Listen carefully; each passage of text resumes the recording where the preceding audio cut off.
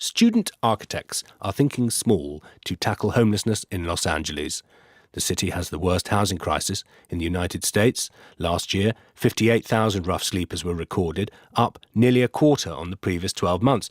Now, they're testing micro-homes, as we hear, as our homeless series continues this morning with Peter Bowes in LA. You don't want to be homeless in downtown LA. It's pretty much, with all the respect that they deserve as human beings, it's pretty much like living in the worst of all third world countries, sir. It's horrifying. City of stars, are you shining just for me? Los Angeles is the homeless capital of the United States with the most unsheltered homeless. Hollywood, you'd think of some expensive place, clean. You wouldn't expect people on every corner, clothes everywhere, trash. We have this massive increase of homelessness, and there's many variables that are causing that. Just the cost of living and people that are being forced out, and then you throw on top of that addiction, unemployment, mental health, and physical disabilities. It's created a real crisis. City of stars, just one thing everybody wants. Everybody's talking about it, but nobody knows what to do. I listen to different people's concepts. Well, we're feeding the homeless. We take some food out to them. That's nice, you know. People just don't know what to do about it. Are you shining just for me? There's no shortage of goodwill to try to solve the problem. Last year, voters approved a tax increase to raise millions of dollars for shelters, rehabilitation facilities and permanent housing. But nothing seems to have changed yet. I'll tell you this. Instead, some big-hearted individuals have taken it upon themselves to try to find creative solutions like micro-homes. Each end gets 2 screws. That's the only important part. This is a school project in Santa Clarita, a suburb 30 miles to the north of Los Angeles, where they're building a tiny house for a homeless veteran. It's for homeless people who live on the street. Parents and teachers are all pitching in under the guidance of this man. My name is Elvis Summers, and I build tiny houses for the homeless. Elvis lives in South Los Angeles, one of the poorest and toughest of neighborhoods. I got involved building tiny houses because of a woman named Smokey who lived in my neighborhood. She was 62 years old and sleeping in the dirt, and it just got under my skin, so I decided to build her a micro house. After a successful crowdfunding campaign, Elvis went on to build dozens of tiny homes. They're about the size of a garden shed. Every tiny house has a steel reinforced door. They all have carpet, 2 windows, smoke detectors, alarms on the windows. The most important feature is a deadbolt. The tiny homes started popping up on pavements and even motorway overpasses around Los Angeles. Each house also comes with a tiny solar panel, and it powers 2 light bulbs and has a port to charge your cell phone. But the project ran into problems with the authorities. Citing health and safety concerns, the micro-homes were cleared from the streets. They were put into storage until a more permanent location could be found. Properly done in smaller groups on different lots and incorporated into the neighborhoods that these communities would be is essentially the idea and what is necessary.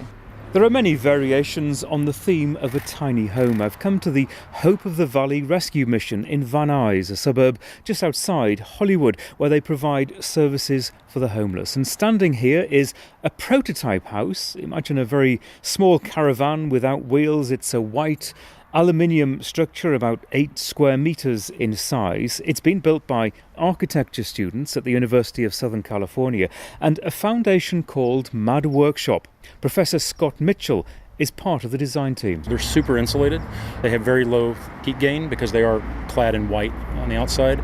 So it's very fireproof? It will have a fire suppression system. A fire suppression system similar to what any house would have. Sprinklers that would come on if there was a fire. Absolutely. The idea is to stack small homes like this on top of each other, too high, in a courtyard setting with additional facilities like bathrooms and other social services nearby.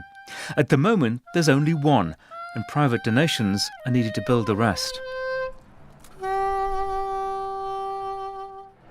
My name is Peter Ossing. I am a professional saxophone player. And you are homeless? Yes, sir, I am homeless. How long for? It's been about 1.5 years. And you normally sleep just a couple of blocks away from here? Yes, sir. On the street? Yes.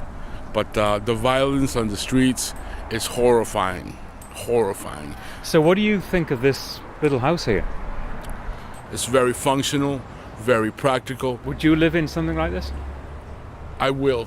It's a lot safer and better than living on the streets, and the neighborhood is peaceful. It all depends on how organized you are mentally, because you can have a mansion and be very unhappy in it. If you organize yourself properly, this could be a great architectural design that can solve the problems of a lot of people, and even couples and small families. It's horrible to sleep outside. I mean, you don't want to know what I have seen. You don't want to know, buddy. My journey began January 2nd, 1985, 8 years on the sidewalks, etc., and moving around the city with a group of homeless people as nomads. Life on the streets is something Ted Hayes knows all about. I insisted that I live there. He voluntarily became homeless to try to better understand what it was like. He lived on Skid Row, the inner city encampment and epicenter of the problem in Los Angeles.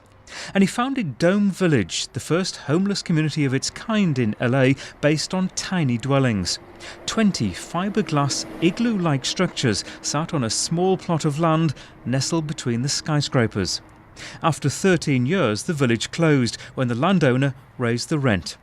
2 decades on, Ted, who's still an activist for the homeless, doubts whether any project based on micro-housing could be a long-term success. What'll happen there is it'll go drugs, it'll go violence, it'll go prostitution, it'll go filthy, it won't be clean.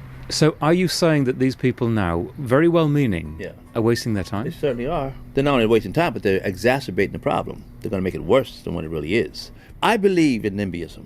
I used to criticize people who had the social disease called Not in my NIMBYism, backyard. Not in my backyard. And I said, we need to have YIMBYism. Yes, in my backyard. Well, I began to realize just because you're poor or homeless doesn't give you the right to infringe upon other people's freedoms. You're not. So what you're saying is people don't want these tiny homes, these Dome Village homes near their properties. You can't blame them.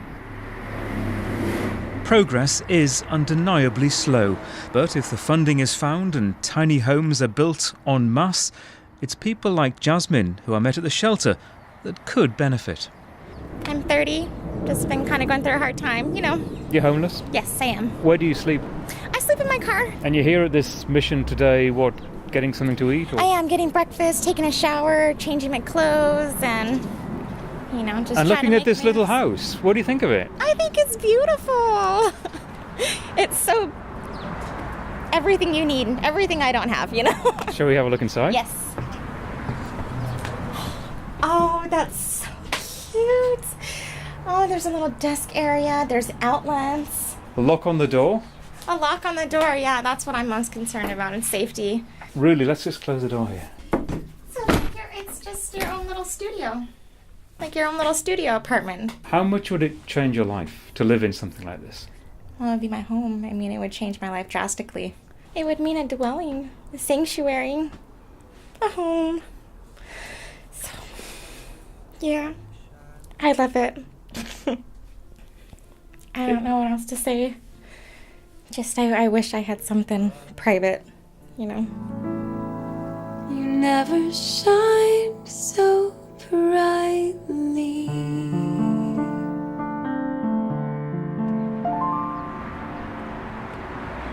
Our reporter Peter Bowes.